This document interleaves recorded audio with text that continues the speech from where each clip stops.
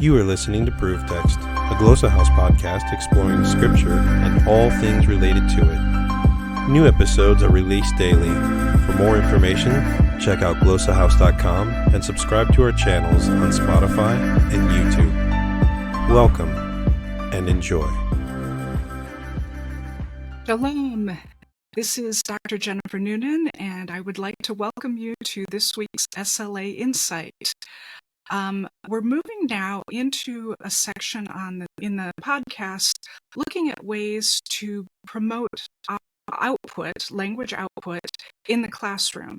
I've gone through a lot of the theory in terms of how our brains do output, what it takes mentally to create output. I've talked about the output hypothesis, and I've given a whole list of reasons why output can and how output can contribute in the language acquisition process. So now we're moving into ways for, more practically speaking, how to do that, how to promote output in your classroom.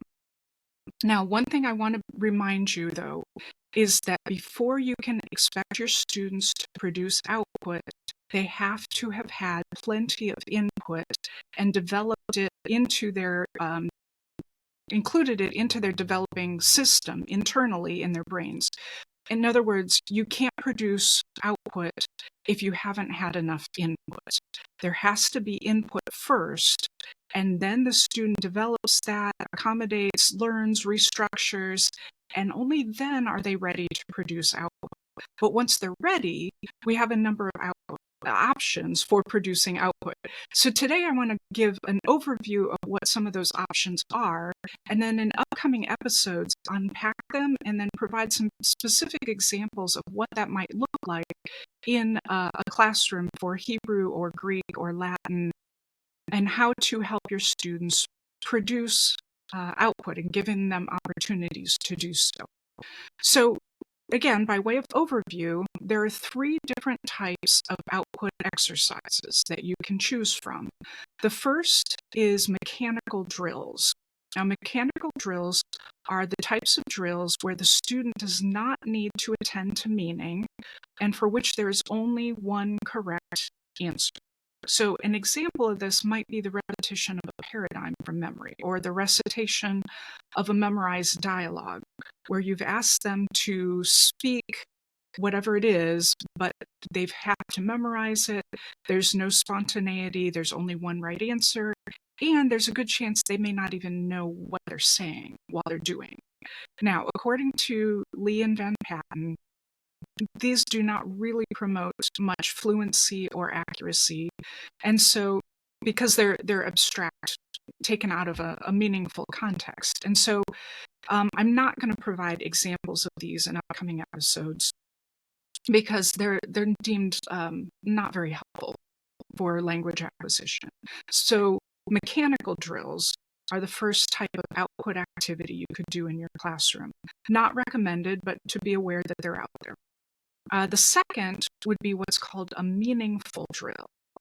In meaningful drills, the learner has to attend to the meaning in order to complete the activity, but there's still only one correct answer. And usually the answer is already known to everyone sitting around them.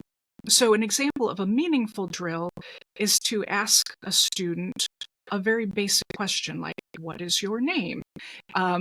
You're asking them to produce something, to produce output, say, my name is whatever, but there's only one correct answer, and pretty much everyone in the class already knows what that answer is in most cases. Okay, meaningful drills are more effective for language acquisition than mechanical drills, but they're not the most effective at promoting language acquisition. I will be providing some examples in upcoming episodes of meaningful drills, but the most effective, and this is the third type of output practice, is what are known as communicative drills. And communicative drills require the student to understand what they're saying. They have to know the meaning encoded in what they're saying, and the information that they give is unknown to the person they're speaking to. The person listening and receiving their output doesn't know what it is they're going to say in response. And so the answer cannot be deemed right or wrong based on the content. But again, it's providing opportunity for practice, for promoting acquisition, for feedback, and so on. So the grammatical accuracy and the use of vocabulary and so on may be deemed right or wrong. But the answer itself that they produce may or may not be cannot be deemed correct or incorrect because the person listening doesn't know. So an example of this might be to ask a person, what did you do last week? Did you eat apples last week? And the person can say, yes, I did eat apples, or no, I didn't eat apples.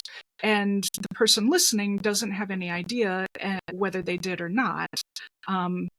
And so they can't say, well, that's a wrong answer. But they can say, no, you didn't say that quite correctly. Here's how you do it correctly in the target language. And because these seem to be the most effective type of output drill, I'm going to spend more time providing examples and ways of promoting communicative type output drills. Now, within the communicative drills, there are actually 3 subcategories, different types of drills, and I'll be breaking these down even further, again, in upcoming episodes, but I'll introduce them here just to give you an overview of what that might look like. The first type of communicative drill is what's called an information exchange task. In an information exchange task, the people speaking, and it could be teacher to student, it could be student to student, but they share information that the other person doesn't already know. And often it's personal information, family history or what I did last week or your favorite movie or, something along those lines where they're kind of like get to know you type questions, or describing something from a story that you read, but that your partner did not read. And so you're exchanging information, and these information exchange tasks are a type of communicative output drill. A second type of communicative drill is what's known as an information gap task, where the teacher sets this up carefully so that certain students in the class have certain types of information, while other students in the class have other types of information. And they don't know what the other has until they have to start negotiating and asking around, well, do you have such and such? No, I don't know that, but I know this. And so they're working to kind of create this big puzzle and put it all together as a class as they walk around and interview each other, talking about what they know or don't know, what information they have. So these information gap tasks are another way to elicit output from the students as they work together to complete the puzzle or solve a problem together as a group. So that's information gap tasks. The final type of communicative output is what's known as structured output.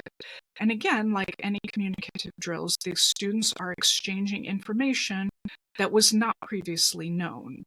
But they also require the learners to access a particular form or structure in order to express their meaning. And the second characteristic is what differentiates just any kind of communicative output drill from structured output. So we're going to talk about the specific guidelines that need to be met in order to create structured output activities for your students. But in brief, these are the 3 types of communicative activities. Again, they're information exchange, information gap, or structured output are ways to promote output in your language classes. And so this episode was just kind of an overview how to promote output. These are your options. If you want a big picture overview, these are the different options you have when creating output-based tasks and activities to help your students learn and acquire your language. So again, you have mechanical drills, you have meaningful drills, and you have communicative drills. The communicative being the most effective and the mechanical drills being the least effective. And then within communicative drills, you have the options of information exchange, information gap, or structured output activities. And in upcoming episodes, again, I'm going to unpack these a little bit more and provide some specific examples of how you might use these in the classroom, examples of meaningful drills, examples of information gap activities, things like that, that hopefully you'll be able to take home with you and use for yourself or in your classroom. So I look forward to working through these with you. I hope you can join me for the upcoming episodes and find something that's going to be useful for you in your classroom. In the meantime, have a great week. Interested in growing your ancient language skills but not sure where to start? Glossa House can help. From illustrated readers and short stories to lexicons and grammars, Glossa House offers a variety of resources for beginning, intermediate, and experienced ancient language learners. Head to glossahouse.com today.